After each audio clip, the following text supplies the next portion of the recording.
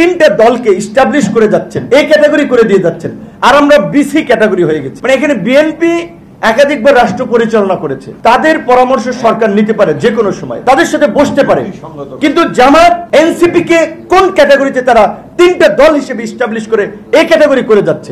এদিকে ডক্টর ইউনূস পারেন, বরঞ্চ ডক্টর ইউনূসকে যখন এই একতলা থেকে আটতলা লিফটে শেখ হাসিনা হেঁটে হেঁটে উঠাচ্ছিলেন, আমরা প্রতিবাদ করেছি। আমরা তো সেদিন ইউনূস সাহেবের কাছে কোনো সুযোগ সুবিধার জন্য চাই নাই। আন্দোলনে কি জোনায়েদ সাকি আমাদের কন্ট্রিবিউশন কম আছে? আমরা লাঞ্ছিত কম হয়েছি? তাহলে সরকার কেন এই ক্লাসিফিকেশনটা করলো? তাহলে আমাদের সাথে প্রতারণা করেছে না? আমাদের যে বিশ্বাস, শ্রদ্ধা, ভক্তি নিয়ে আমরা তার প্রতি আস্থা রেখেছিলাম, আজকে 1 বছরের শেষ দিকে তিনি কোন দিকে নিয়ে যাচ্ছেন? আমরা তো শঙ্কায় আছি। আজকে যদি আবার কোনোভাবে দেশে একটা অন্যরকমের পরিস্থিতি তৈরি হয়, ওই জুলাইয়ে যেমন রিমান্ডে আমাদেরকে ঝুলাইছিল, জুয়াবে তো আমাদেরকে। ইউনূস সাহেবদের গায়ে টাচ করবেন না।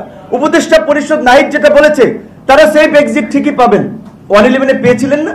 তো সেই জায়গা থেকে আমরা এখনো সংকটের মধ্যে আছি।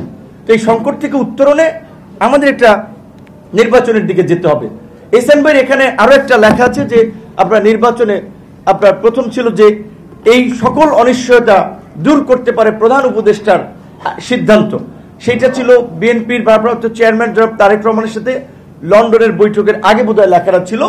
তো এটা ঠিক যে ওই বৈঠকের পরে কিছুটা রাজনৈতিকভাবে একটা আস্থা বা স্থিতিশীলতা নির্বাচন সম্পর্কে একটা মানুষের একটা পরিষ্কার ধারণা হয়েছিল যে ফেব্রুয়ারিতে বোধহয় ইলেকশনটা হচ্ছে।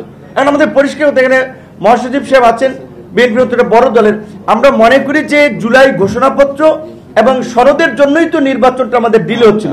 এখন ঘোষণাপত্র শেষ হয়েছে, সনদ শেষ হয়েছে, নির্বাচন নতুন বছরই হওয়া উচিত এবং জানুয়ারি মাসে হওয়া উচিত, ফেব্রুয়ারির জন্য অপেক্ষা করার দরকার নেই।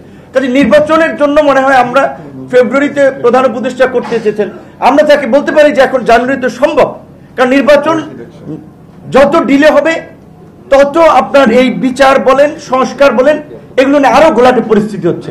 সংস্কার তো আমরা সবাই চাই, কে না চাই?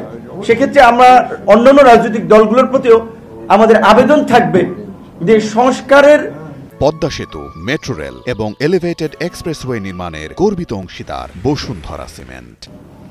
এজেন্ডাকে সামনে রেখে আমরা যেন হীন উদ্দেশ্য স্বার্থের জন্য আমরা যেন নতুন করে একটা রাজনৈতিক বিভাজন, একটা সংকটের দিকে দেশকে ঠেলে না দিই। এই মুহূর্তে দুটো ভোটের বাস্তবতা নেই, জাতীয় নির্বাচনের দিকে আমাদের ফোকাস করা উচিত। এবং এই জুলাই সনদ একই দিনে দুটো ভোটের কথা আলোচনা হয়েছে। কারণ দেখেন, এই যে সমস্ত পণ্ডিত মানুষগুলো জুলাই সনদ এখন ভোটের কথা বলছে, বিএনপি যদি গণভোটে এটা না চায়, এখন জাতীয় নির্বাচন তো বাধাগ্রস্ত হবে, এটার ফলে অনেকে ধারণা করতেছে, বিএনপি যদি না চায়, জাতীয় পার্টি, আওয়ামী লীগ, এই ফ্যাসিবাদী শক্তি তো জুলাইয়ের পক্ষে না, গণভোটে কি এইটা গৃহীত হবে? গণভোট কি জয়লাভ করবে?